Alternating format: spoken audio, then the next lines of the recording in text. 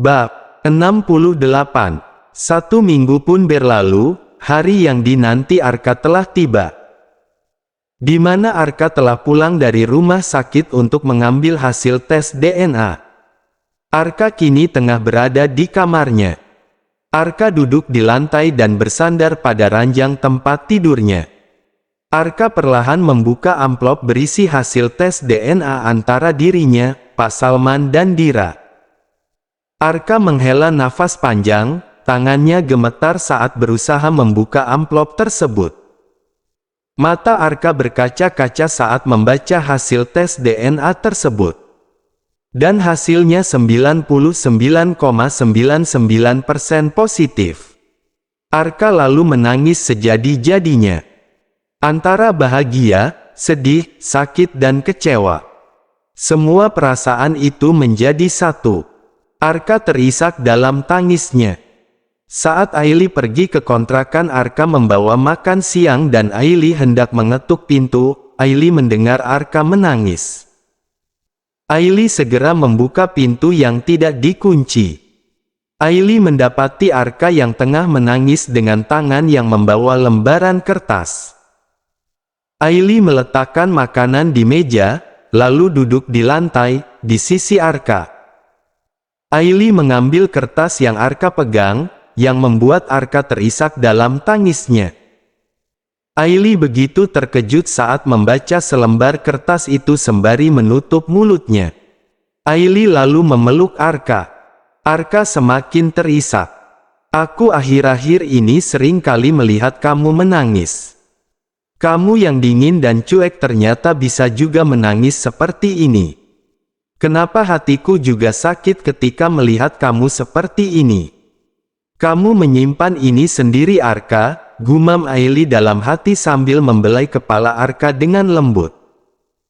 Arka, apa kamu akan menceritakan ini pada Pak Salman dan Kak Dira? Tanya Aili lirih. Aili, kenapa takdir mempermainkan aku? Kenapa Aili? Aku hidup bahagia tapi ayah dan kakakku harus menderita. Bahkan aku tidak bisa melihat wajah mama. Kenapa orang tuaku begitu kejam Aili? Kenapa mereka tega membohongi aku dan membohongi orang tua kandungku? Apa maksud mereka? Kenapa aku dipermainkan Aili? Ucap Arka dengan tangisnya. Arka, kamu harus kuat. Kita cari tahu sama-sama, aku akan selalu di sisi kamu.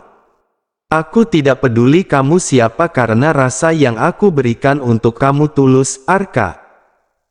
Meskipun kamu belum bisa membalas cintaku tapi rasa ini tidak akan pernah berubah.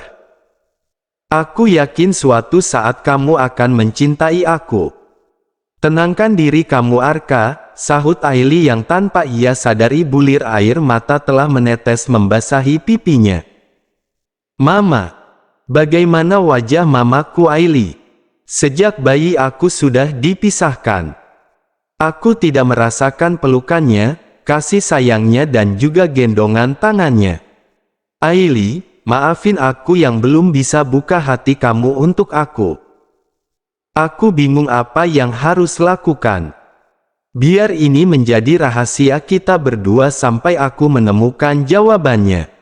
Apa alasan dibalik ini semua? Aku juga tidak ingin melukai hati Pala dan Mama yang selama ini telah membesarkanku. Lalu bagaimana perasaan kamu dengan Kak Dira? Apa kamu masih mencintai? Kamu mencintai kakak kandungmu sendiri. Aku mencintainya sebagai seorang pria. Aku akan berusaha mengubah rasa cinta itu menjadi cinta seorang adik kepada kakaknya. Aili, kenapa hatiku sakit sekali? Kata Arka dengan lirih. Arka lalu memeluk Aili dengan sangat erat. Terima kasih karena kamu selalu ada di sisiku. Maafin aku, Aili. Maafin aku. Maaf Aili.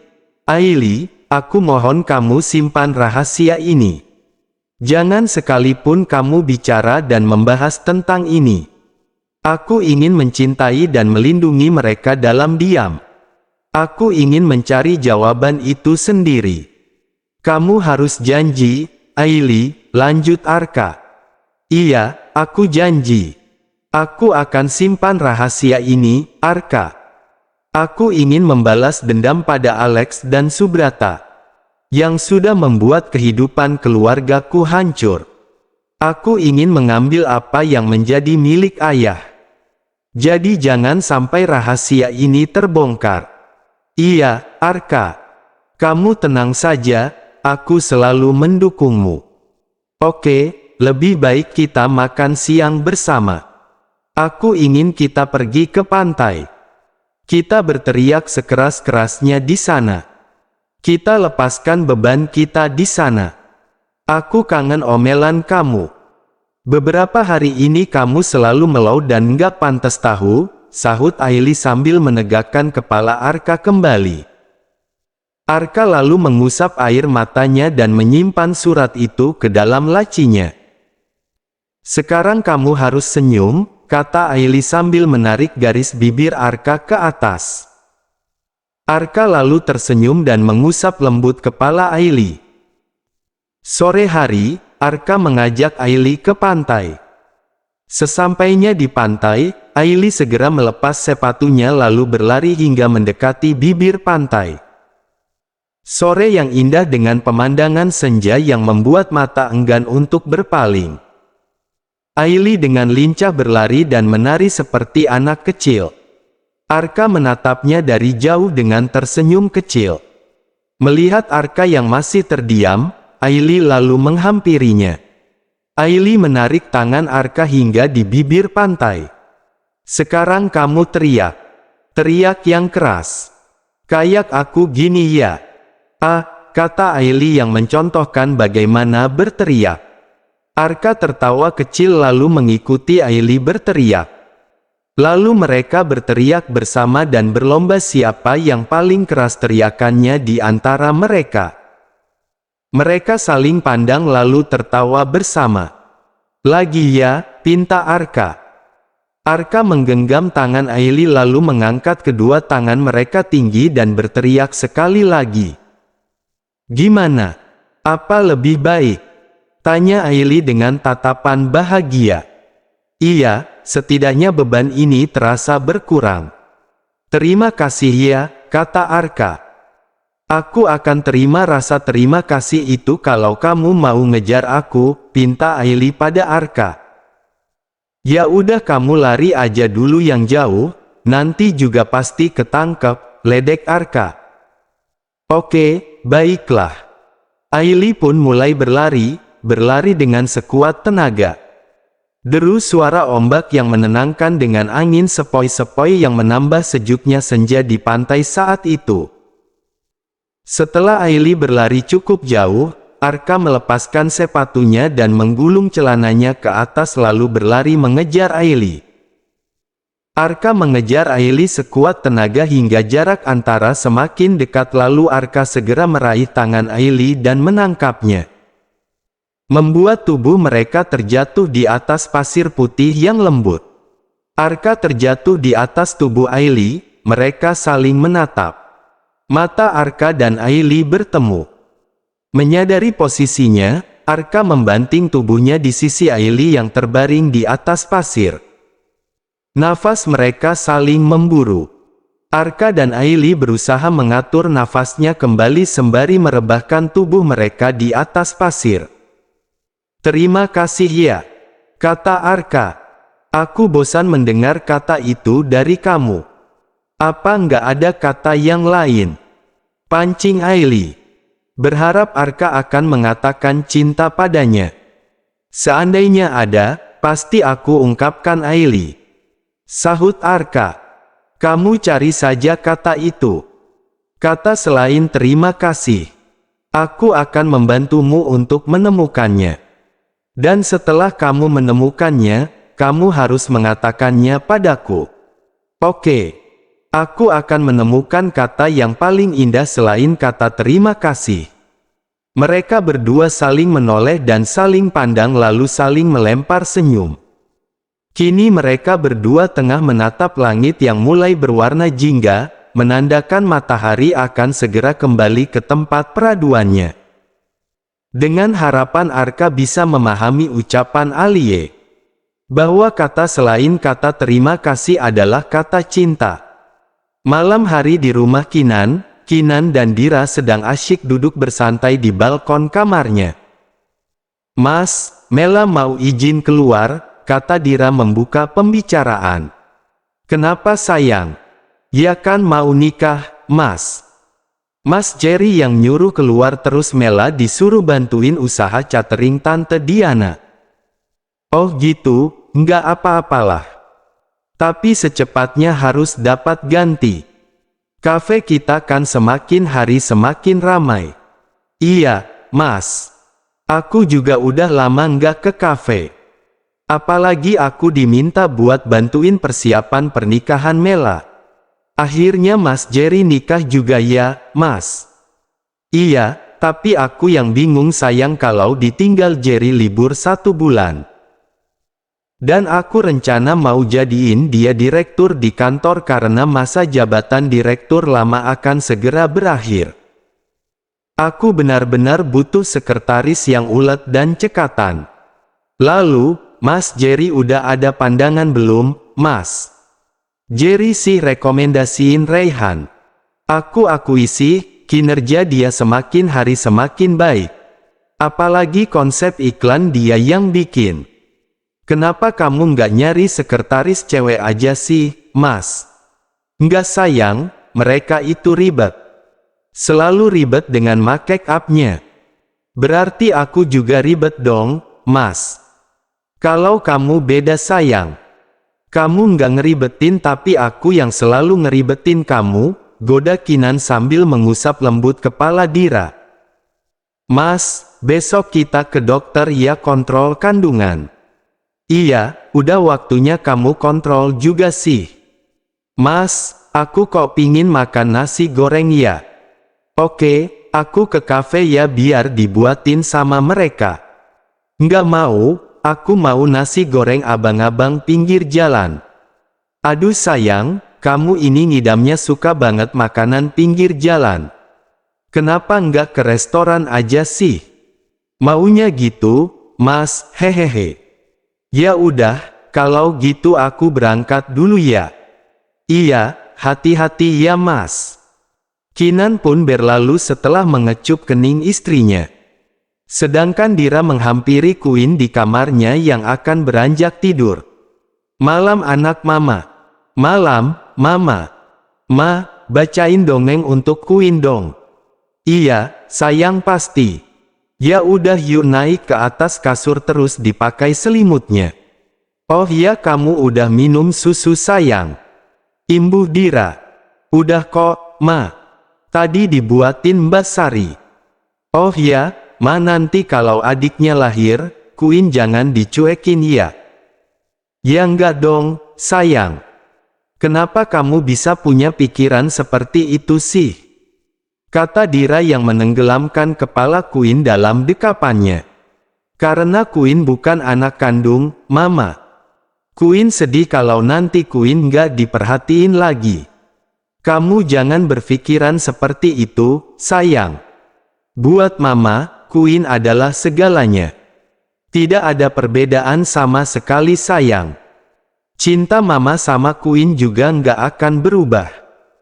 Justru Mama bersyukur karena anak Mama ini semakin pintar dan bisa menjadi kakak yang baik untuk adiknya nanti. Justru Mama yang takut, kalau nanti Queen nggak mau main sama dedeknya." "Nggak kok, Ma. Queen akan jaga dan sayangi dedeknya nanti. Queen kan kakak yang hebat. Justru Queen nggak sabar pingin dedek bayinya cepat keluar biar Queen nggak kesepian."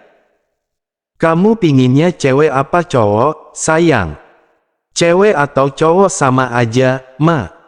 Queen akan tetap sayang kok. Buatin Queen adik yang banyak ya, Ma. Queen nggak mau kesepian dengan menjadi anak satu-satunya." "Hahaha kamu ini ngomongnya dewasa banget sih sayang.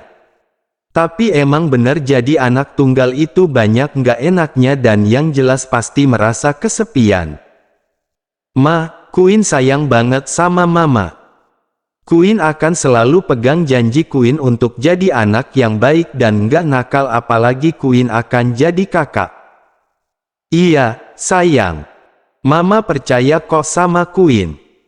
Queen memang anak kebanggaan Mama. Oh ya, besok Mama mau ke dokter periksain dedek bayi. Queen mau ikut. Mau, Ma. Queen pingin lihat di sana dedeknya ngapain ya. Mungkin lagi tidur ya, Ma. Iya, sayang. Mama juga pingin tahu, dedeknya lagi apa di sana. Ma, Queen seneng banget. Queen seneng karena setiap Queen mau tidur selalu ada Mama buat temenin Queen. Dipeluk Mama, didongengin sama Mama, rasanya Queen gak mau jadi orang dewasa. Kamu ini sayang, ada-ada saja. Nanti kalau kamu dewasa akan banyak hal baru yang akan kamu pelajari sayang. Pesan Mama, selalu jadi anak yang baik, jangan lupa berbagi dan yang jelas harus jadi cewek yang tangguh. Meskipun kita cewek, kita juga harus kuat dong. Iya Ma. Nanti Queen mau ikut ekstrakurikuler karate.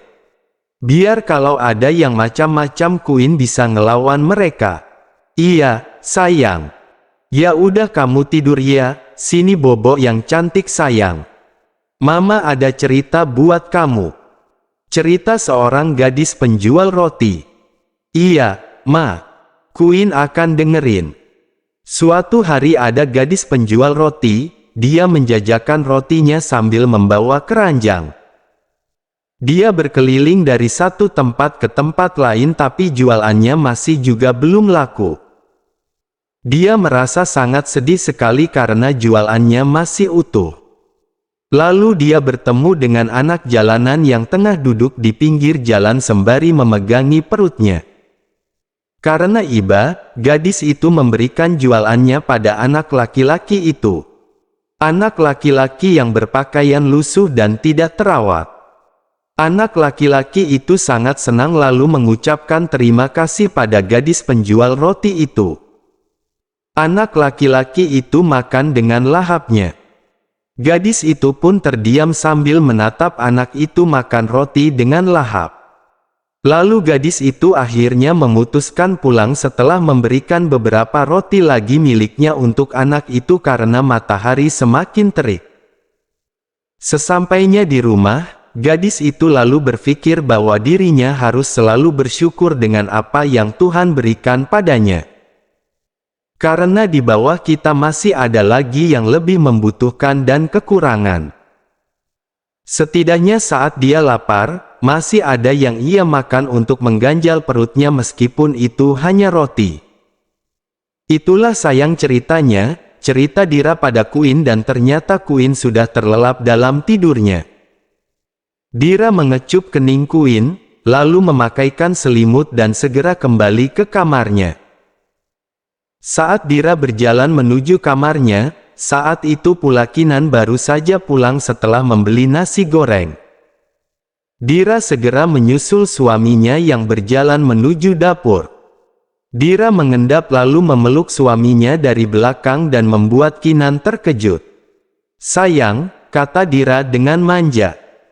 "Kamu bikin aku jantungan aja sayang," sahut Kinan yang terperanjat kaget. "Maaf ya."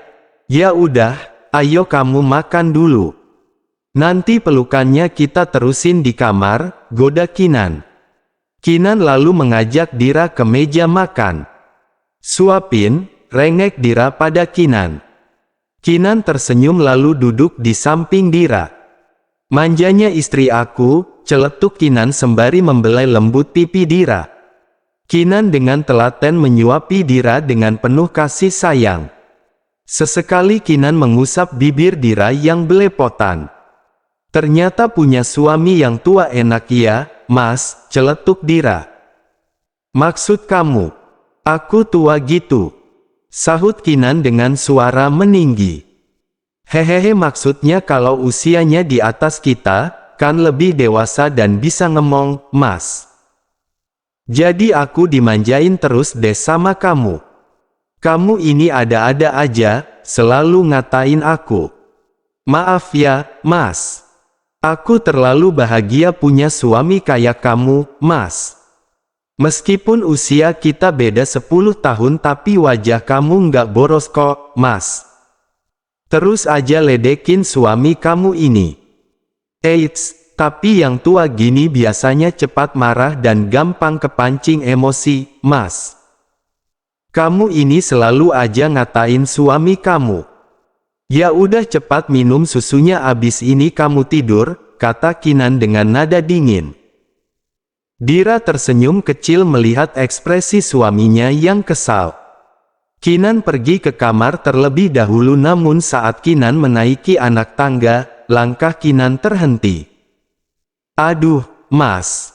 Keluh Dira sambil memegangi perutnya. Kinan menoleh lalu segera menghampiri Dira dengan panik. Kenapa sayang? Kenapa perut kamu? Kata Kinan dengan panik. Aku nggak apa-apa, Mas. Cuma pingin minta gendong, celetuk Dira dengan gaya manjanya. Kinan tersenyum melihat sikap istrinya lalu segera menggendongnya. Terus saja godain suami tua kamu ini, celetuk Kinan dengan kesal sambil menaiki anak tangga menuju kamar. Maaf ya, Mas. Aku kangen wajah jutek kamu yang dulu. Kamu yang dingin seperti es. Kamu kalau kayak gitu semakin deh, Mas. Bikin aku gemas. Makin seksi Kinan hanya diam tidak merespon celotehan istrinya dengan pura-pura marah. Lalu Kinan merebahkan Dira di atas kasur. Melihat sikap Kinan yang dingin, membuat Dira merasa bersalah. Dira lalu menarik Kinan dan membanting tubuhnya di atas kasur. Kemudian Dira menindih tubuh atletis suaminya itu. Kamu marah, Mas? Enggak. Katanya kamu suka kalau aku dingin katanya makin seksi, goda Kinan. Kinan terkejut dengan sikap istrinya itu tapi Kinan suka. Kamu hamil, kuat banget sih sampai bisa tumbangin aku kayak gini. Kan aku mantan atlet karate, celetuk Dira. Kinan tetap diam tak bergeming padahal sebenarnya dia sudah menahan ingin menyerang istrinya. Maaf ya, Mas. Aku bercanda kok, kata Dira dengan merasa bersalah. Aku akan menerima maaf kamu tapi kamu harus dihukum, sahut Kinan dengan dingin. Hukuman apa Mas? Tanya Dira dengan khawatir. Kinan lalu membalik posisinya dengan Dira berada di bawahnya.